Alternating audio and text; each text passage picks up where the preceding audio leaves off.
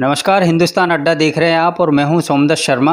आज हम बात करते हैं कि महाराष्ट्र में राज्यसभा का चुनाव जोरों पर है। नामांकन भर दिए गए हैं। 6 सीट हैं लेकिन 7 लोगों ने नामांकन पत्र दाखिल किया है। मेरे साथ इस वक्त कांग्रेस के महाराष्ट्र अध्यक्ष नाना पटोले मौजूद हैं, उन्हीं से बात करते हैं।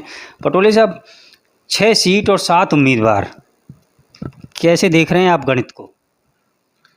देखो, महाविकास आघाड़ी के जितने वोट थे उस आधार पर हम लोगों ने फॉर्म भर दिए।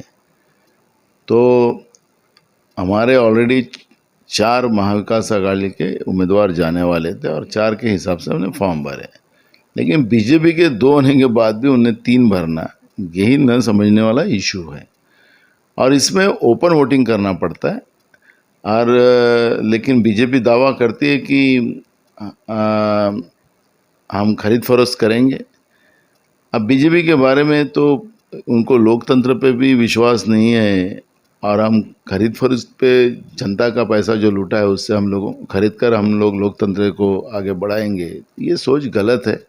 मुझे लगता है कि अब जब विड्रॉल जो आएगा 2 या 3 तारीख को जो विड्रॉल ये है उस दिन पता चलेगा। अगर चुनाव होता है तो भी महाविकास आघाड़ी के लिए कोई खतरे की बात नहीं है। देवेंद्र फडणवीस कहते हैं कि बीजेपी के 3 जो राज्यसभा एमपी थे वो रिटायर हुए हैं, 3 ही आने वाले हैं। उनका गलतफहमी है ना, उसके लिए वोट चाहिए।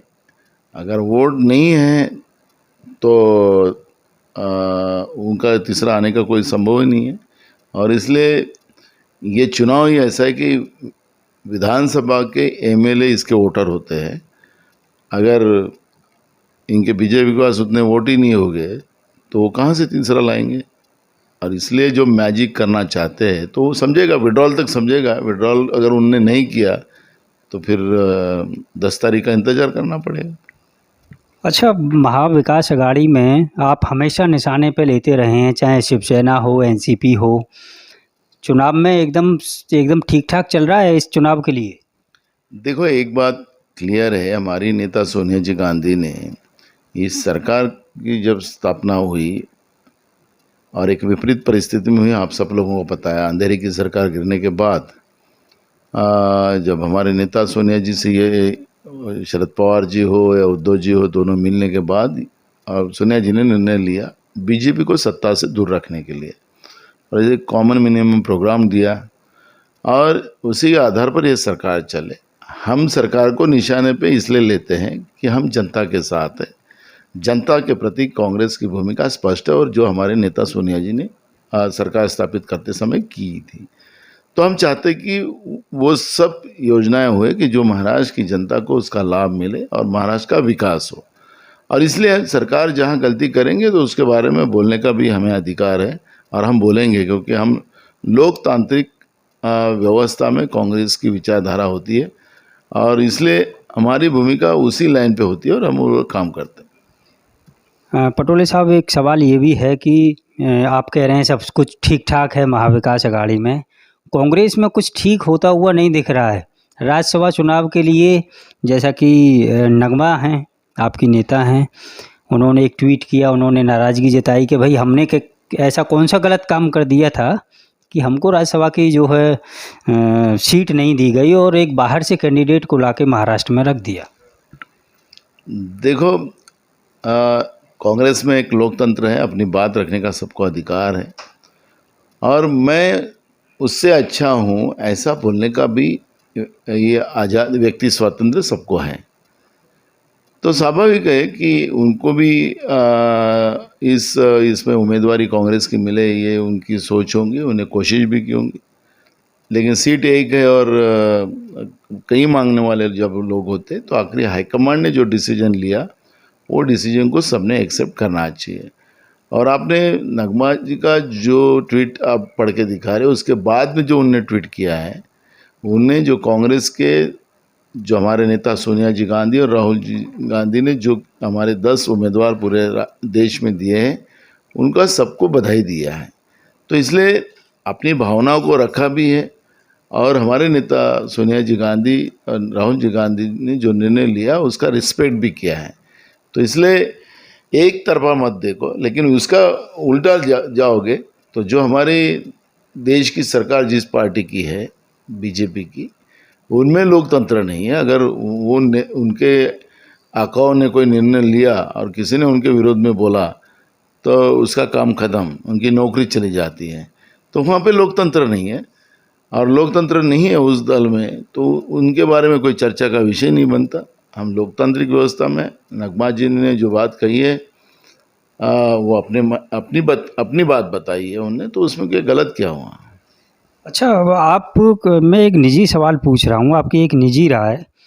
महाराष्ट्र का चुनाव है या किसी दूसरे राज्य का चुनाव है राज्यसभा के लिए, तो वहाँ के कैंडिडेट को छोड़कर बाहर के राज्य को प्रमोट करना, क्या उस राज्य की राजनीति के लिए ठीक होता है, उस पार्टी की? देखो, हम एक सवाल आपसे पूछते हैं कि गुजरात के एक व्यक्ति जाके यूपी में खड़े होते वाराणसी में, तो उनके लिए कानून लागू नहीं होता।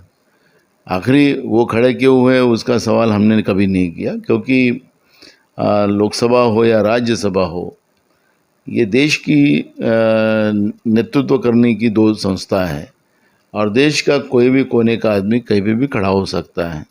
वो सिर्फ हिंदुस्तानी हो, यहाँ का वोटर हो, यही उसका क्वालिफिकेशन होता है।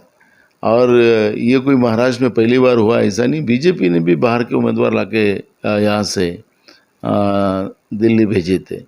तो ये कोई नया नहीं है, ये कोई बड़ा चमत्कार कांग्रेस ने किया ऐसा कुछ नहीं है। एक युवाओं को, और एक प्रतिभावंत युवा जो आज इमरान प्रतापगढ़ी, हमारे नेता सोनिया जी और राहुल जी ने हमें महाराष्ट्र को दिया है, वो पब्लिक में रहने वाला एक सामान्य व्यक्तिमत्व का आदमी है, लड़का है। उम्र उनकी तो 34 साल की है, और ये इतना युवा साथी पहली बार, और महाराष्ट्र के इतिहास में इतनी कम उम्र का राज्यसभा में जाने वाला ये पहला उम्मीदवार होगा। और हमें विश्वास है युवाओं की बात रखेगा, किसान की बात रखेगा, और एकात्मता की बात रखकर महाराष्ट्र की शान राज्यसभा में बढ़ाने के लिए, महाराष्ट्र की शान बढ़ाने के लिए इमरान प्रतापगढ़ी ये सफल होंगे, यह विश्वास हमारा है। और ऐसा उम्मीदवार हमको जो मिला है तो कांग्रेस उसका स्वागत करती है। आप कह रहे हैं कि इमरान प्रतापगढ़ी महाराष्ट्र की शान जो है बढ़ाएंगे। इधर आप महाराष्ट्र में पार्टी को भी बढ़ाने की जिम्मेदारी आपको दी गई है। आपकी महाराष्ट्र इकाई की तरफ से एक चिंतन शिविर जैसे नेशनल लेवल पे हुआ था, ऐसे ही राज्य लेवल पर भी आप करने जा रहे हैं। उस चिंतन शिविर में क्या होने वाला है?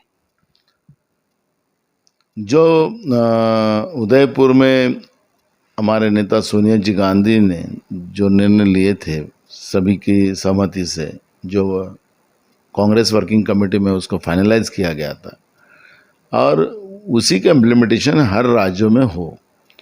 और जो जो हम लोगों ने राज्यों के देश के विकास के लिए जो प्लानिंग बनाई थी, उसका इम्प्लीमेंटेशन की ये मीटिंग्स हैं जो शिरडी में साईं बाबा के चरण में हम लोग लेने जा रहे हैं। तो मुझे लगता है कि आने वाले दिनों में महाराष्ट्र में कांग्रेस का विचार भी है, हर घर तक पहुंचाने का एक काम होगा। उसमें बड़ी पदयात्रा भी है, हर जिले में 75 किलोमीटर की पदयात्रा सभी कांग्रेस के नेता और सामान्य कार्यकर्ता को करना है। और जो हमने 6 अलग अलग कमेटियां बनाई थी, उसके इम्प्लीमेंटेशन भी उस माध्यम से किए जाने वाले हैं। और मुझे लगता है कि कांग्रेस लोगों के विकास के बारे में हमेशा सोचती आई और सोचती रहेंगी। और इस जो 2 दिन के हमारा जो शिविर होने जा रहा है, उसमें डिस्ट्रिक्ट प्रेसिडेंट, हमारे प्रदेश के कार्यकारिणी के सदस्य, सबको हमने वहाँ बुलाया है। तो एक बड़ा मैसेज उस माध्यम से हर गांव तक पहुंचाने का काम किया जाएगा। आखिरी सवाल यही है कि आपने 2024 की तैयारी करनी शुरू कर दी है, इसका मतलब? बिल्कुल, संगठन का काम वही होता है, अपनी पार्टी की विचारधारा को प्रभाव हमेशा चलता रहे, लोगों तक पहुंचाने का काम उसके माध्यम से किया जाता है। और संगठन का काम है कि 24 घंटा चुनाव की तैयारी में, क्योंकि एक युद्ध है, और युद्धों में हमेशा तैयार रहना ये जरूरी होता है, और वही काम महाराष्ट्र प्रदेश कांग्रेस के माध्यम से किया जा रहा है। बहुत बहुत धन्यवाद हमसे बात करने के लिए। तो ये तो थे पटोले साहब, जो कि बता रहे हैं कि राज्यसभा चुनाव के लिए महाविकास अघाड़ी सरकार एकजुट है और जितने भी उम्मीदवार उन्होंने उतारे हैं उनकी ही जीत होनी निश्चित है।